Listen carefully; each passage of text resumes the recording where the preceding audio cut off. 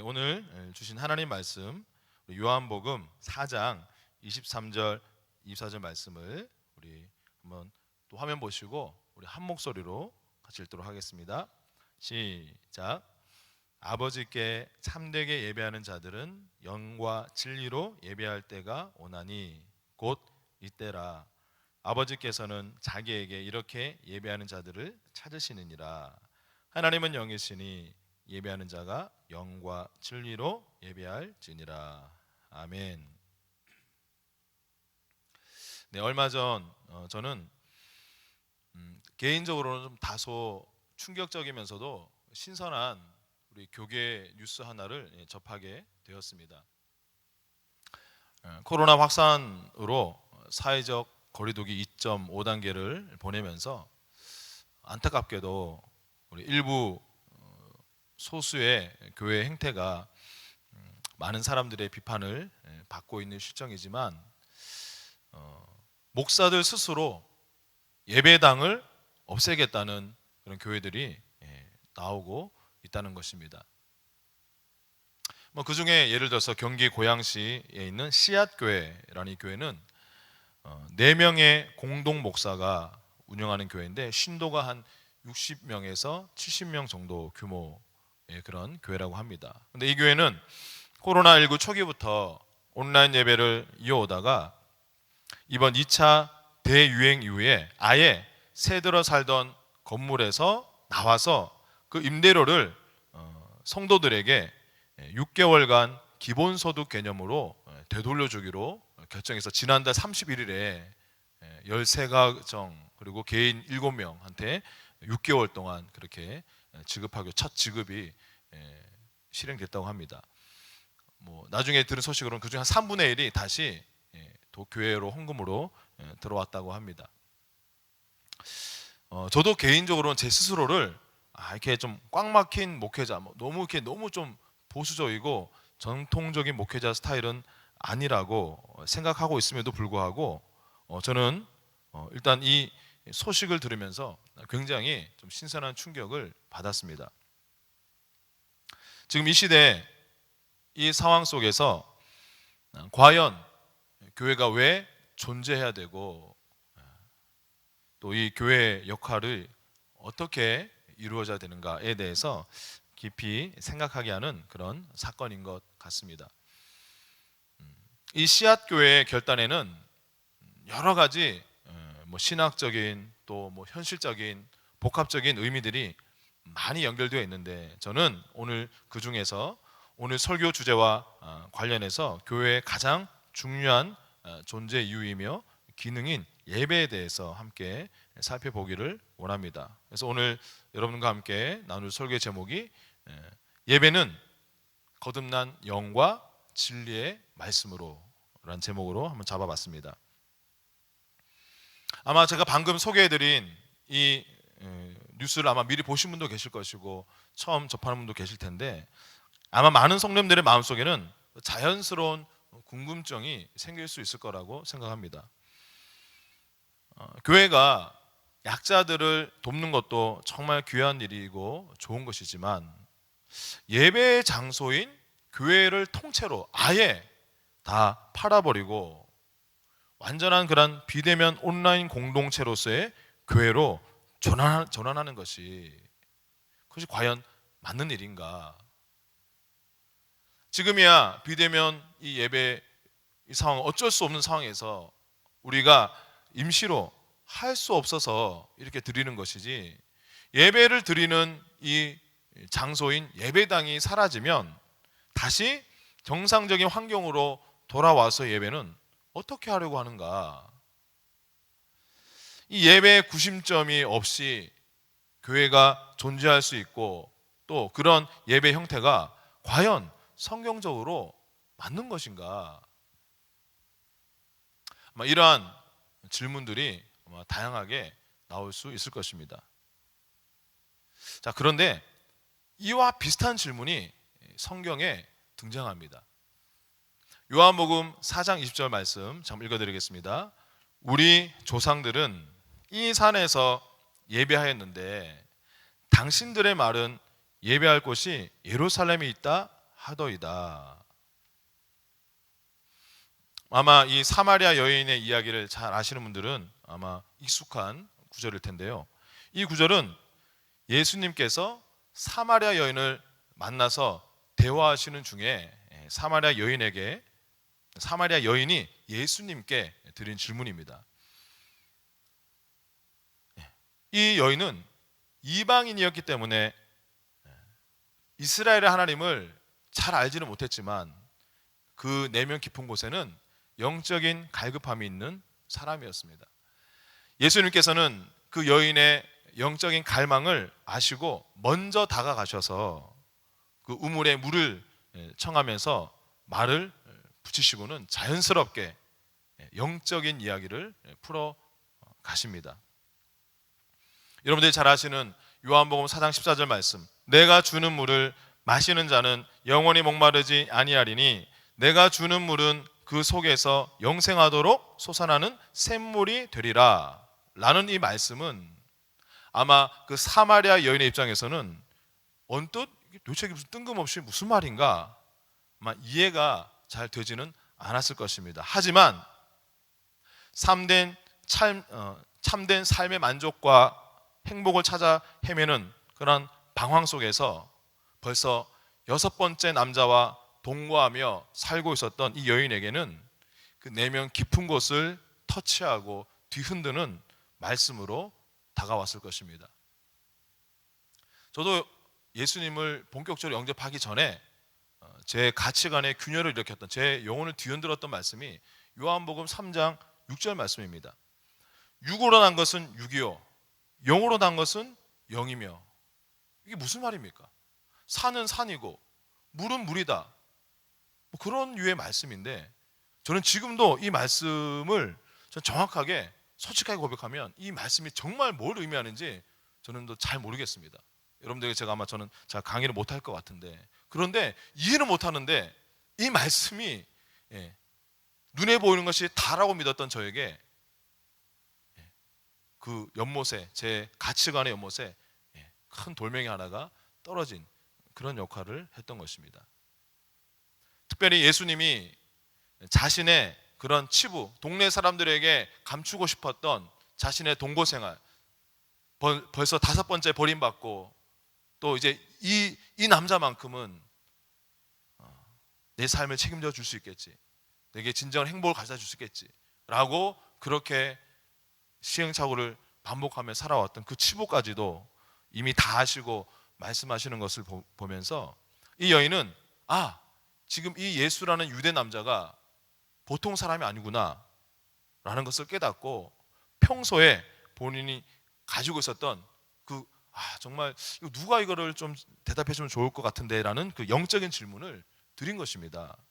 우리 사마리아인들은 이 그리심산 위에서 지금까지 예배를 드려왔고 그래야 된다라고 말하고 있는데, 당신네 유대인들은 하나님의 성전이 있는 예루살렘에서 예배를 드립니다. 뭐가 옳습니까? 뭐가 맞습니까?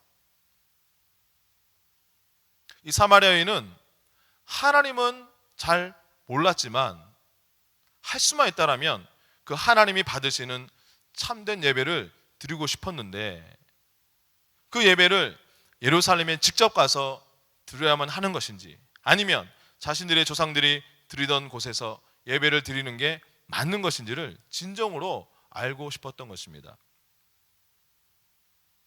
코로나로 인해서 이 예배당에 나가서 우리가 지금 예배를 못하고 있는데, 과연 이 교회 본당이 아닌 가정집이나 휴가지에서 드리는 예배를 과연 하나님께서 그것을 정상적인 예배로 여기시고 받으실까? 아마 그런 찝찝한 마음을 가진 분들이 많이 있을 것입니다.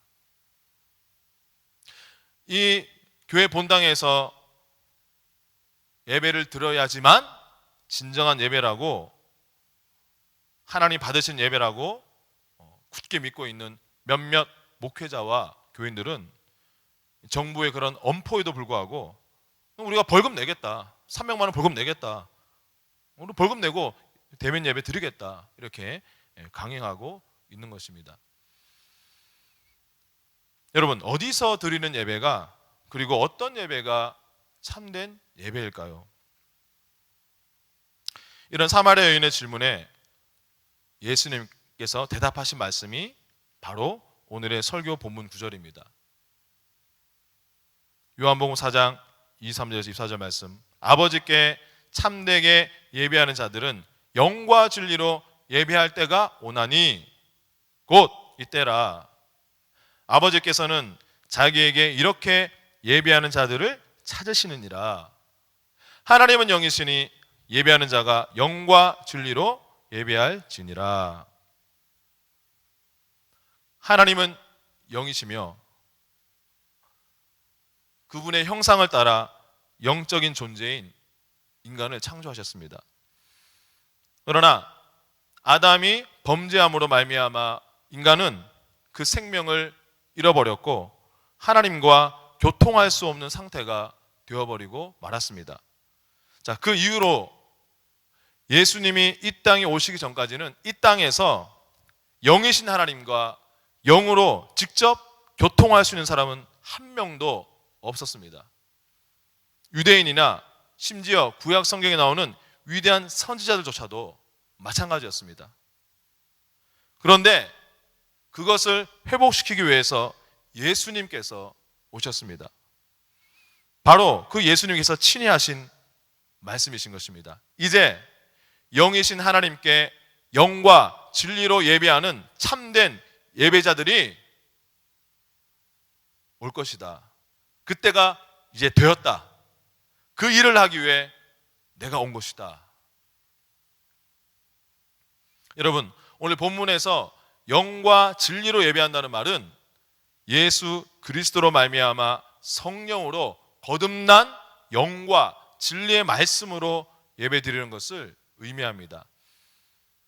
즉, 어디서 예배를 드리는 것이 옳으냐는 질문에 대해서 예수님은 이제 우리의 영이 회복되고 말씀이 회복됨으로써 구약시대의 예배와는 완전히 다른 새로운 방식의 예배, 하나님께서 우리를 향해서 진정으로 꿈꿔왔던 그런 예배를 드리게 될 것이다 라고 말씀하고 계시는 것입니다. 예전에 사용했던 개역 한글판에서는 영과 진리로 라는 이 말이 신령과 진정으로 라고 되어 있기 때문에 저도 마찬가지로 저를 포함해서 거의 대부분의 사람들은 그 말씀을 두고 내 온 영을 다해서 내 온 정성을 다해서 예배해야 그것이 참된 예배구나 라고 그렇게 이해했었습니다. 요즘 우리가 부동산 이 문제 때문에 영끌이란 말이 많이 유행하고 있죠. 30대 40대가 영혼을 끌어모아서 돈을 대출받아가지고 지금이라도 집을 사야 된다. 여러분, 영혼을 끌어모은 데는 그런 데 끌어모으는 것이 아닙니다. 자, 근데 이렇게 이해하는 것은 이 지금 성경 본문이 말하는 본래 의도와는 굉장히 거리가 먼 것입니다. 우리가 흔히 종교적으로 우리가 가지고 있는 예배라는 그러한 의식들, 그리고 신령을 할 때라는 이 단어가 가지고 있는 그러한 신에 대한 태도를 바탕으로 말씀을 그냥 우리가 가지고 있는 인간적인 생각으로 해석을 할 때 우리는 그렇게 해석을 하게 되는 것입니다. 물론 정성을 다하고 마음을 다해서 예배드리는 것은 중요하고 좋은 일입니다.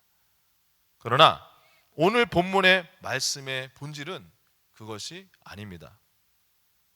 자, 그리심산에서 예배하든 예루살렘 성전에서 예배하든 예수님이 오셨기 때문에 더 이상 어디서 예배하느냐는 이제는 본질적으로 전혀 문제가 되지 않는다라는 뜻입니다. 더욱이 그 예수님께서 그리스도의 영으로 우리 영 안에 들어오셔서 우리를 떠나지 아니하시고 영원히 거주하고 계신 우리들에게는 예배당에서 예배해야 되나요? 계속 이렇게 비대면으로 온라인으로 예배해도 되는 것입니까? 라는 이것이 본질적인 문제가 아니라는 것입니다. 영과 진리로 이것이 예수님을 통해서 은혜의 시대를 열어놓으신 지금의 이 신약 시대에 하나님이 정해놓으신 예배의 규칙입니다. 여러분, 구약 시대조차도 하나님의 방법으로 예배 드릴 때만 하나님이 받으셨습니다. 가인은 땅에서 거둔 곡식으로, 그 소산으로 제물을 삼아서 자신이 생각하는 최고의 방법으로, 자신이 생각하는 최선의 방법으로 하나님께 예배했는데, 하나님은 아예 그 예배를 받지 않으셨습니다. 하나님은 하나님께서 요구하시는 그것을 정확히 파악하고 그것을 드렸던 아벨의 제사, 동물의 희생제물의 그 피 흘림이 있는 제사, 하나님께서 정해놓으신 방법대로 예배한 바로 아벨의 제사를 받으셨습니다. 마찬가지입니다. 오순절 성령 강림 사건으로 성령이 부어지고 이제 그 성령으로 교회가 세워지고 그 성령이 성도 각 사람 안에 거하시면서 성도 개개인을 하나님의 성전으로 만들어 놓으신 이 시대에도, 이 은혜의 시대에 맞게 정해 놓으신 하나님의 방법으로 바르게 예배할 때 하나님께 연락되는 예배가 되는 것입니다. 그 방법이, 그 규칙이 뭐라고요? 영과 진리로. 영어 성경에 보니까 영과 진리로 in spirit and in truth 이렇게 말하고 있습니다. 대부분의 사람들은 영으로 예배한다라고 하면 우리가 성령으로, 성령을 통해서 우리가 예배하는 것이다 라고 생각하는데, 그런데 성령 안에서 예배한다는 말을 표현하려면 정확하게 in the spirit, 대문자 s를 써가지고 기록해야 되는데, 성경에는 그렇게, 영어 성경의 모든 번역본이 그렇게 기록되어 있지 않습니다. 그냥 소문자 s, 도도 없이 in spirit and in truth.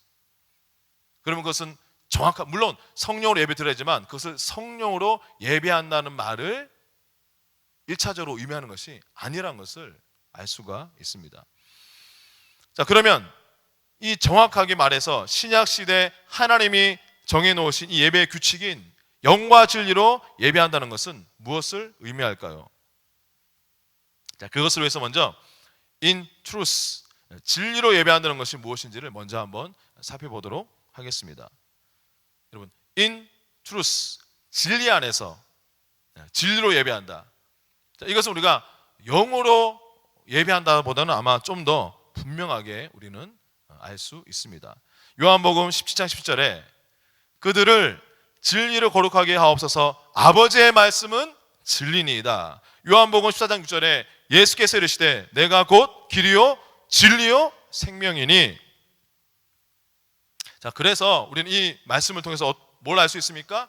진리로 예배한다는 것은 진리이신 예수님, 그리고 진리의 말씀 안에서 예배하는 것이다 라는 것을 알 수가 있습니다. 진리 안에서는 똑같은 말로 예수님 안에서, 그리스도 안에서 라는 뜻입니다. 자, 그러면 예수 그리스도 안에서 예배한다는 것은, 그러면 예수님의 그릇 안에 우리가 그릇 떼어주시고 우리가 그 안에 들어가서 담겨서 그렇게 예배한다는 말인가? 우리 고린도후서 5장 17절 말씀을 우리 같이 함께 읽겠습니다. 시작. 그런즉 누구든지 그리스도 안에 있으면 새로운 피조물이라, 이전 것은 지나갔으니 보라 새 것이 되었도다. 아멘. 그리스도 안에서 예배한다. 자, 여러분은 그리스도 안에 있으십니까? 그러면 여러분들은 어떤 존재가 되었나요? 그렇죠. 이 말씀에 따르면 새로운 피조물.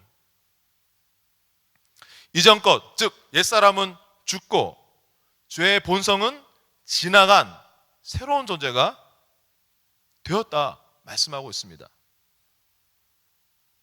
그리스도 안에서, 진리 안에서 예배한다는 것은 무엇보다 여러분이 이제 진리의 복음이 가져다 준 새로운 정체성 안에서 하나님을 바라보고 예배한다는 것입니다. 아마 여러분 중에 이렇게 생각하는 분이 있을 것입니다. 그리스도 안에서 새로운 피조물의 정체성으로 예배를 드려야지만 하나님이 받으신다고? 그럼 나는 참된 예배를 드리기는 아직 멀었구나. 여전히 내 안에는 옛 습관이 아직도 많이 남아있고 내 옛자의 모습이 여전히 없어지지 않아서 늘 내가 하나님 앞에 넘어지는데, 하나님이 받으시는 예배는 오늘도 걸렀구나. 제 예상으로는 공감하시는 분들이 적지 않을 것이라 생각합니다. 제가 그렇게 생각했었거든요. 그래서 저는 예전에 한창 청년 시절에 찬양 집회를 막 따라다니면서 예배를 드리던 그 시절에는 어느 날은 막 내 마음의 갈급함으로 하나님을 예배하기 위해서 자리에서 사람들 신경 쓰지 않고 번떡 일어나서 손을 막 들고 찬양을 막 하고 있습니다. 그런데 그때 예배 인도자의 멘트가 들려옵니다. 자, 여러분, 이제 우리가 하나님을 예배하기 전에 우리의 온 마음을 살펴봅시다. 저는 그 멘트대로 제 내면을 살펴봅니다. 그리고는 즉시로 저는 내 안에 있는 음란과 모든 정욕과 모든 추한 것들을 하나씩 하나씩 파내기 시작합니다. 그 다음에 저는 들었던 손을 내리고 그냥 그 자리에 앉아있는 제 자신을 발견하곤 했습니다. 내가 더 이상 하나님 앞에 예배하기에 아직은 너무도 부족한, 합당하지 않은 자구나 라고 그렇게 느꼈던 것입니다. 그러나 여러분도 지금의 저와 같이 이 복음으로 기뻐하시기 바랍니다. 고린도후서 5장 17절 말씀은 새로운 피조물이 되는 단 한 가지 조건만을 우리에게 말씀하고 있습니다. 누구든지 그리스도 안에 있으면 새로운 피조물이라.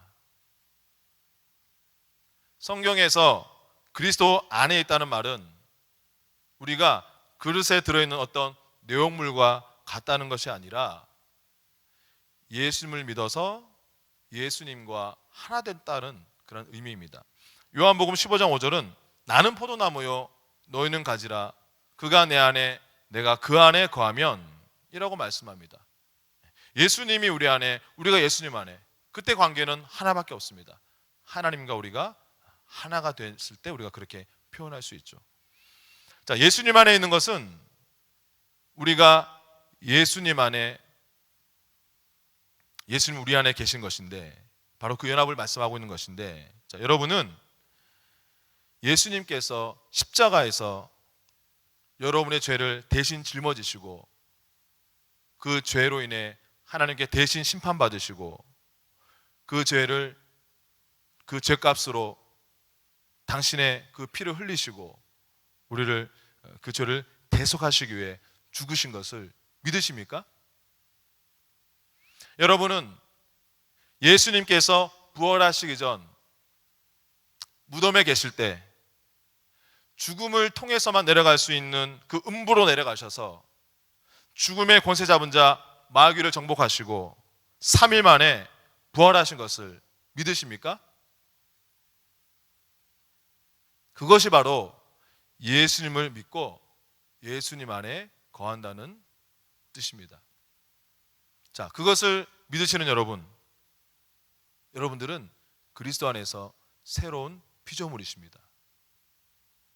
그러면 여러분의 이전 것, 그건 어떻게 되었을까요? 여러분이 예수님과 연합되었을 때 여러분의 이전 것, 죄의 본성을 가진 옛사람은 십자가 위에서 예수님 안에서 죽었습니다. 이전 것은 사형당했고 죽고 지나갔습니다.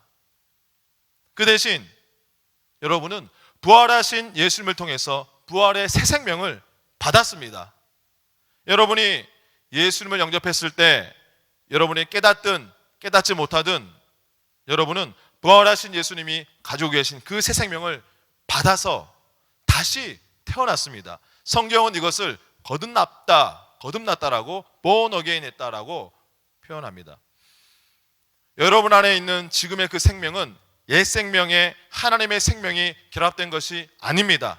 십자가에서 저와 여러분의 옛자는 완전히 죽었습니다. 그리고 그 후에 땅에서 받은 이 옛 생명과는 어떤 연결고리도 없는 하늘로부터 온 그 새 생명을 저와 여러분들은 받게 되었습니다. 자, 이것은 우리의 행위와는 다른 차원의, 전혀 다른 차원의 하나님의 은혜의 역사이십니다. 무엇을 향해서? 우리의 존재를 향해서. 자, 하나님은 우리가 의로운 행위를 점점 더 많이 해서 하나님 앞에 어느 정도 이제 인정받으면 우리를 의롭다고 인정하시는 분이 아닙니다.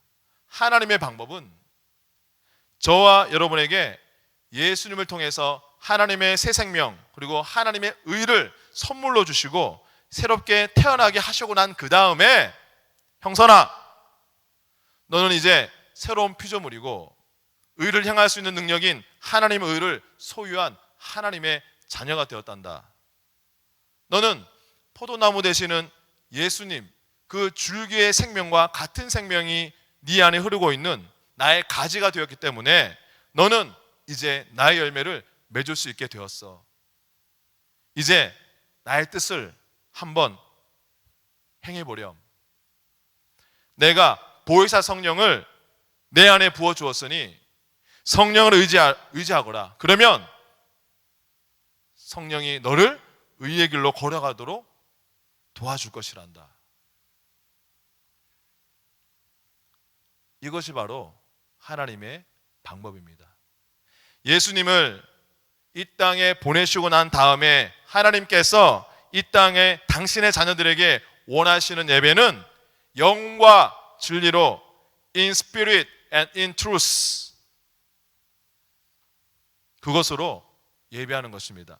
그것은 진리 안에서, 그리스도 안에서 예수님의 십자가 공로와 부활로 말미암아, 즉 예수 그리스도의 복음으로 말미암아 되어진 나의 새로운 피조물의 정체성을 분명히 인식하면서 자신의 거듭난 영으로 영이신 하나님께 예배하는 것입니다. 그래서 바울은 강하게 명령합니다. 보라! 새 것이 되었도다. 네 안에 있는 하나님의 생명, 예수님을 통해 주신 하나님의 의, 너의 새로운 정체성을 봐라! 너는 은혜로 받은 하나님의 의의 선물로 언제든지 의로우신 하나님 앞에 두려움 없이, 정죄감 없이 나갈 수 있는 그 권리를 가지고 있지 않느냐. 그 은혜를 봐라. 그 권리를 봐라. 보라! 말씀하고 있습니다. 죄인과, 제가 이런 말씀하면 많은 분들이 저는 하나님의 은혜로 단지 구원받은 죄인일 뿐입니다 라고 말합니다. 자, 여러분들이 왜 하나님의 은혜로 의인이 됐는지에 대해서 알 수 있는 가장 간단한 증거는요, 하나님은 죄인과는 연합할 수가 없습니다. 구약시대 지성소에 죄인은 절대로 못 들어갔습니다. 죄인이 들어간 순간 즉사합니다. 자, 그런데 지금 신약시대에 그 거룩한 하나님의 임재가 지금 저와 여러분 안에 있습니다. 아니, 어떻게 구원받은 죄인인데 어떻게 죄인과 연합할 수 있는 그분이 우리 안에 들어오기까지 하실 수 있나요? 불가능하죠. 하나님의 방법은 여러분들에게 하나님의 의를 선물로 주시고 여러분을 의인으로 만드시고 난 다음에 거룩하신 의로우신 하나님께서 여러분 안에 들어오셔서 여러분이 하나님의 성전이 되고 하나님과 연합하여 한 영이 되게 하셨습니다. 오히려 저는 미성숙한 의인입니다라고 표현한 것이 더 성경적이겠죠. 여러분들의 엉덩이가 교회 의자에 앉아있는 것만으로는 이제 아무런 의미가 없습니다. 현장에서든 비대면으로 온라인으로 가정에서 드리든 여러분이 있는 모습 그대로 하나님께 나오십시오. 하나님의 은혜로 죽을 수밖에 없었던 죄인을 이제는 하나님 앞에 영원히 완전한 의인으로 새로운 피조물로 만들어 주신 그 은혜에 감격하며 감사하며 오직 내 자신이 아니라 예수님만을 의식하고 그분의 용서하심만 의식하고 은혜를 의식하면서 하나님의 임재 안에 들어가시기 바랍니다. 아버지께 참되게 예배하는 자들은 영과 진리로 예배할 때가 오나니 곧 이때라 아버지께서는 자기에게 이렇게 예배하는 자들을 찾으시느니라.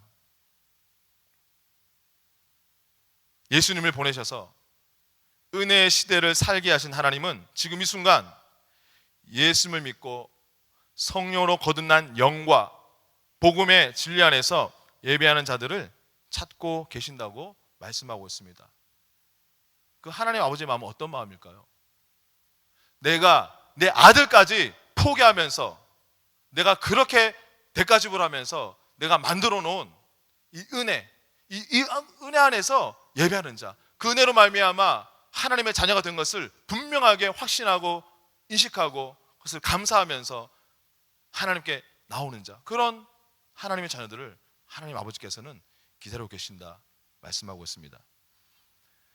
여러분들이 그렇게 예배할 때 여러분들의 그 영이 비로소 하나님과 영적인 접촉을 하게 되고 하나님은 여러분에게 본격적으로 사역하실 것입니다. 그때 하나님께서 당신 자신을 여러분들에게 나타내시고 계시해 주십니다.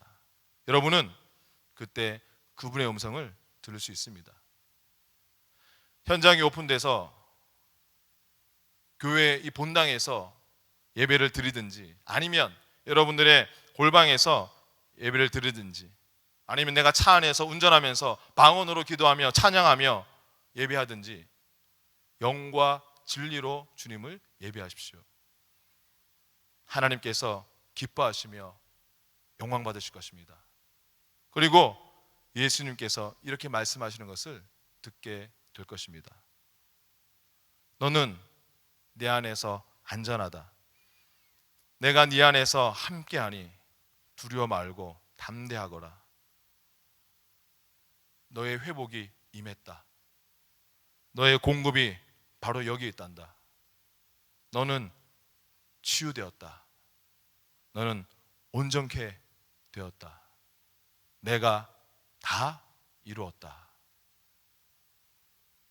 기도하겠습니다. 하나님 아버지,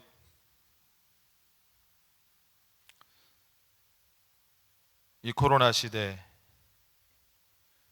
저희들이 이 현장에서 마음껏 주님 찬양하고 전심으로 부르짖어 기도하고 또 당신의 그 진리의 말씀을 직접 현장에서 듣지 못해 때로는 답답하고 너무나 아쉬울 때가 많은 것이 사실입니다. 하나님, 그러나 오늘 다시 한번 저희들에게 말씀하신 이 예수 그리스도 안에서 이 성령의 시대에 이 신약 시대를 살아가고 있는 우리들에게 주신 그 예배의 바른 방법, 영과 진리로 오직 예수님의 십자가의 공로와 부활로 말미암아 나의 행동과 나의 업적과는 아무 상관없이 나를 하나님이 자녀 삼으시고 하나님이 새로운 피조물 되게 하시고 언제든지 하나님이 두려움 없이 당당하게 정죄감 없이 이렇게 달려갈 수 있는 하나님, 그러한 하나님의 의의 선물을 가지고 있는, 다시 한번 하나님 나의 이 주님의 자녀됨의 정체성과 내가 받은 하나님의 생명을 생생하게 인식하며 주님께 나아가게 하여 주시옵소서. 하나님, 오늘 이 저녁에 우리가 영과 진리로 주님께 찬양하고 또 기도할 때 주님 있는 그곳에 임재하시고 사역하여 주시고 말씀하시고 터치하여 주셨고 주님 그 예배를 휘망하셔서 마음껏 좀 역사하여 주시옵소서. 이 모든 말씀 우리 주 예수 그리스도의 이름으로 기도드렸습니다. 아멘.